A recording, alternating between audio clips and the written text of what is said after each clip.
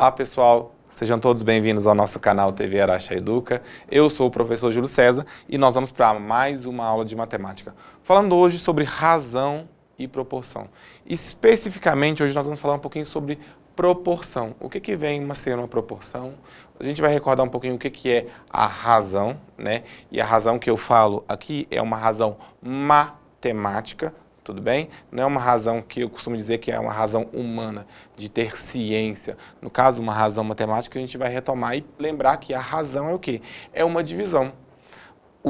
A definição de razão matemática é o quociente. E lembrar que quociente é o quê? É o resultado da divisão. Nós tivemos uma aula de divisão e nós falamos sobre isso. O resultado de uma divisão é o quociente. Então, 5 dividido por 5 dá 1. Então, o quociente é 1. O resultado da divisão foi 1. Tudo bem? Aqui eu coloquei para vocês, para a gente mostrar um pouquinho, exemplificar o que vem a ser proporção. Proporção é um fator multiplicativo que eu tenho e eu vou fazer uma observação muito pertinente, muito importante com vocês. Quando eu tenho um fator multiplicativo, não significa obrigatoriamente que o seu número vai crescer. A maioria das vezes sim, né? Então pensa comigo, se eu tenho 5 e eu vou multiplicá-lo por 2, ok, Júlio, deu maior que o 5, deu 10.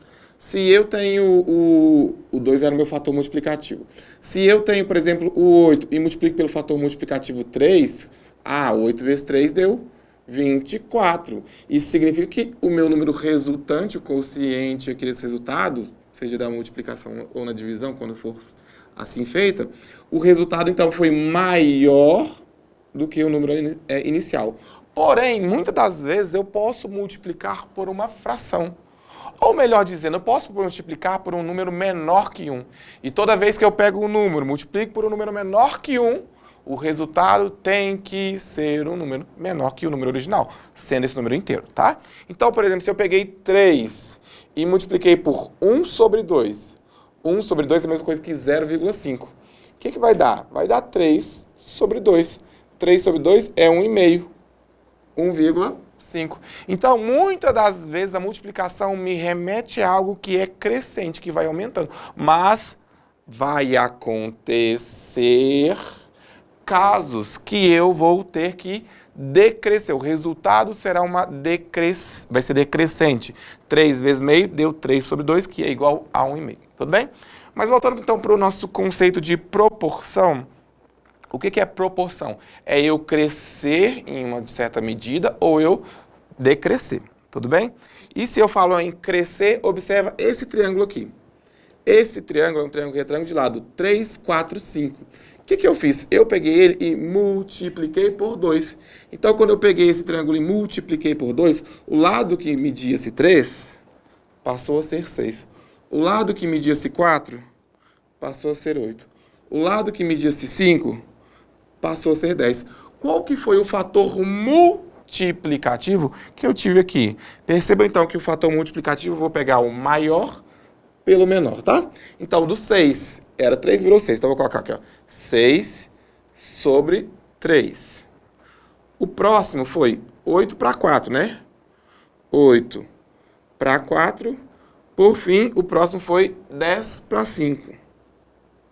10 para 5. Se eu resolver essa divisão, todos os seus valores darão o mesmo fator multiplicativo, que é o 2.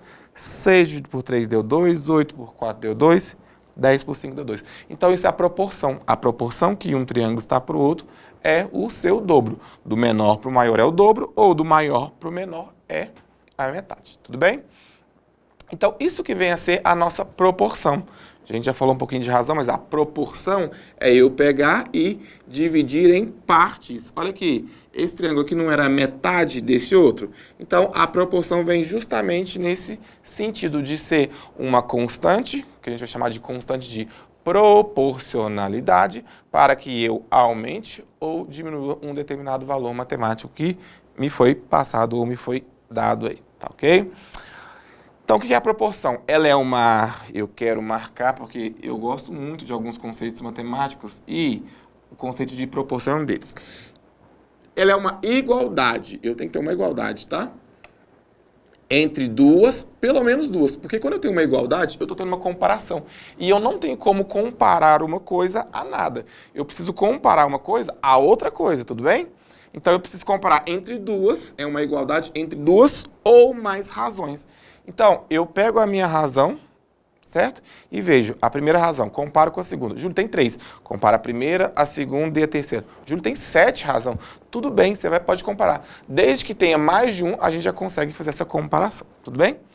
Então, quando temos a igualdade só de duas razões, chamamos essa igualdade de proporção simples. Então, se eu tiver mais de duas, eu já saio de uma proporção simples. Então, por exemplo, vamos supor que você teve uma situação, um problema que disse o seguinte: Júlio tem 10 anos, ó, vou anotar os nomes, ó. Eu sei que o Júlio, ele tem 10 anos. Não tenho 10 anos, mas queria. E aí eu tenho o quê? O Léo. O Léo, ele tem 25 anos. Ok? Se eu te perguntasse primeiro a razão, presta atenção na ordem, a razão entre a idade do Léo e a idade do Júlio, o que você tinha que fazer? Razão não é divisão? Então eu faço aqui, ó. O Léo tem 25, razão entre a idade do Léo, que é 25, razão entre a idade do Júlio, que é 10. Isso aqui é a razão, certo? E se eu falar que a razão da idade do Léo sobre a idade do Júlio está para, quando eu falo está para, eu posso colocar um sinalzinho de igualdade. Está para a idade do Antônio. Olha a idade do Antônio aqui, ó. A idade do Antônio, que tem... Sabe quantos anos o Antônio tem? Deixa eu pensar. O Antônio vai ter 50 anos. Novinho. Está para a idade do Antônio, que tem 50 anos, sobre a idade do Paulo, que a gente não sabe. Vou colocar aqui, ó, a idade do Paulo, vou chamar de X. Assim, eu tenho situações presentes no nosso dia a dia de proporcionalidade, de exercício de proporção. Idade do Léo, idade do Júlio, idade do Antônio, quero achar a idade do Paulo, que é X. Então, quer dizer que, observa isso aqui. A idade do Léo, quando eu fizer essa divisão aqui, ó, vai dar que o Léo é 2 vezes e meia a idade do Júlio, concorda? Se você pegar o 10 e multiplicar por 2,5, dá 25. Isso significa dizer que se eles têm a mesma proporção, então tem essa relação aqui de igualdade, significa dizer que a idade do Antônio, quase que eu troco o nome, que a idade do Antônio, que tem 50 anos, é o quê? Também tem que ser 2 vezes e meio a idade do X, que é, no caso, o Paulo que eu falei. Isso significa que, como é que você resolve matematicamente isso? Você multiplica em X, multiplica em cruzes, multiplica cruzado. Os professores de matemática costumam inventar diversos nomes, mas você vai fazer apenas a operação inversa. Então, você pega o que está embaixo e multiplica o que está em cima, o que está em cima multiplica pelo que está embaixo. Então, 25 vezes x, por exemplo, dá 25x, 10 vezes 50, 10 vezes 50. Isso! 500x. Então, eu tenho o quê? Ó, não tem x aqui não, gente. O x eu usei. Peraí, deixa eu apagar. Oh, muito bom. Então, eu tenho 500 dividido por 25. Quando eu faço 500 dividido por 25, eu acho que o x vale 20. Esse 20 atende? Sim, porque percebam que aqui embaixo eu tenho 10. Em cima eu tenho 25. Do lado de lá eu tenho 50. Então, se aqui em cima foi o dobro, aqui embaixo também seria o dobro. O dobro do 10, o 20 que a gente achou. Tá ok? Muito bom. A gente não precisa continuar. Ó, se tivermos a igualdade de mais de 2 razões, chamamos de proporção contínua. Então, naquele caso anterior, eu tinha 2. Aqui eu tenho 3. X sobre 4 está para y sobre 5, que está para z sobre 3. É uma proporção... Deixa eu voltar para o vermelho. É uma proporção contínua. O que é uma proporção contínua? Uma proporção contínua significa que eu tenho 3 ou mais. 2, proporção simples. 3 ou mais, proporção contínua. Nesse caso, deixa eu voltar nesse caso aqui. Ó. Se eu, por exemplo, te falasse que x, eu te falei assim, x vale 16. E pedir para você calcular o y ou o z, é simples. O que você vai fazer? Fazendo para achar o y, o que dá? No lugar do x eu coloco 16, então fica assim, 16 sobre 4 igual a y sobre 5. Multiplico em x, multiplico cruzado. 16 vezes 5 deu 80. 4 vezes y, 4y.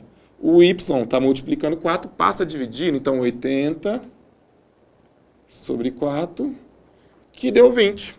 Se eu, vou colocar meu y, então deu 20. Já vou contar um segredo que eu já sei, olha aqui. O 16 não era 4 vezes o número que estava embaixo? Que é o 4. Beleza. O 20 não é 4 vezes o número que estava embaixo? Que é o 5. Com certeza, o z, eu já estou colocando a resposta antes de fazer. O z também vai ser 4 vezes. Então, o z vai valer 4 vezes 3. 4 vezes 3, 12. Mas eu vou fazer para mostrar matematicamente, tá? Então, o meu x vale 16 sobre 4, igual, agora eu vou isolar isso aqui que eu não vou usar só a relação do z sobre 3. 16 vezes 3 deu 48. 4 vezes z deu 4z.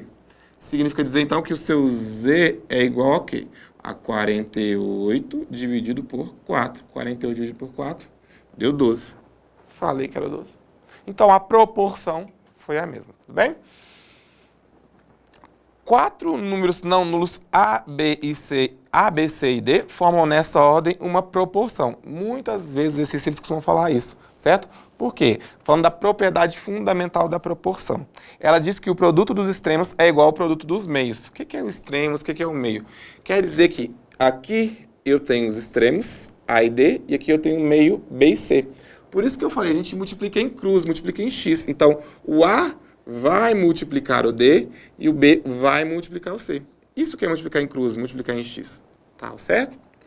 Vamos continuar aqui. Então, A sobre B igual a C sobre D. Beleza? Então, o A vai pegar e vai multiplicar o D, que são os extremos, e os meios B e C vão se multiplicar. Cadê o escrito?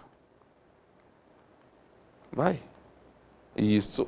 Então, os meios apareceram aqui e os meios se multiplicam. Multiplica os extremos pelos meios, então é multiplicar em cruz ou multiplicar em x aqui, certo? Razão inversa. Vamos definir um pouquinho de razão inversa. Razão inversa. Duas razões são inversas quando o antecedente de uma for igual ao consequente de outra. E vice-versa. O que significa isso? Significa que 1/3 multiplicado por 3 sobre 1. Antecedente, ó. Duas razões são inversas quando o antecedente de uma for igual ao consequente da outra. Quer dizer que eu peguei 1/3 e só virei, ó. 1/3, 3 sobre 1. E toda vez que você pegar a razão inversa, isso aqui são os extremos, isso aqui são os meios, né? Toda vez que você pegar uma multiplicação de uma razão inversa, ó, tô pulando. Toda vez que você pegar a multiplicação de uma razão inversa, vai dar 1. Vou te dar outro exemplo, olha aqui, ó. Deixa eu tirar só esses escritos para ele não me atrapalhar. Isso, boa. Vou pegar aqui, ó. 4 sobre 7, que vai multiplicar. Inverso, o denominador vai virar numerador, subiu. O numerador vai virar denominador, desceu. Não faço conta, sei que dá 1. Mas, Júlio, quero fazer a conta, tudo bem, então faço. 4 vezes 7, quanto é 4 vezes 7? 28. 7 vezes 4, quanto que é 7 vezes 4? 28. 28 sobre 28? 1. Mesma coisa. Razão inversa sempre dá 1. Se você pegar dois números e for calcular a razão inversa entre eles, o resultado sempre será. Tudo bem? Vamos fazer nossas situações problemas para a gente entender melhor esses casos que a gente viu na aula de hoje, tá? Olha isso. Qual é o número fracionário que representa a razão entre a área total e a área da região em destaque deste retângulo? Então, vamos observar. Eu quero um número fracionário, vai ser o número em fração, que vai representar entre a razão. Razão é divisão. Já estou colocando um traço aqui de divisão, tá? Razão é divisão. Entre a área total e a área da região em destaque. Então, falou área total. Qual que é a área total? É todos os quadradinhos aqui que formam esse retângulo. 1, 2, 3, 4, 5, 6, 7, 8, 9, 10. 10. E a área da região em destaque, a área colorida, né? Tem quantos coloridos? Quantos quadradinhos coloridos? 1, 2, 3, 4, 5, 6. 10 sobre 6. Júlio, essa pode ser a minha resposta? Sim, porém você pode simplificar. Dá para dividir tudo por 2, não dá? Se eu dividir o 10 por 2, dá 5. Se eu dividir o 6 por 2, dá 3. Então, seria 5/3 a nossa resposta aí, tá? Segunda situação, problema.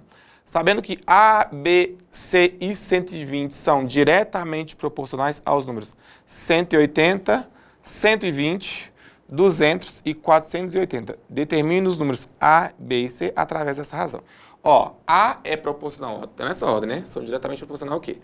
O A é proporcional ao 180. O B é proporcional a 120. O C é proporcional ao 200.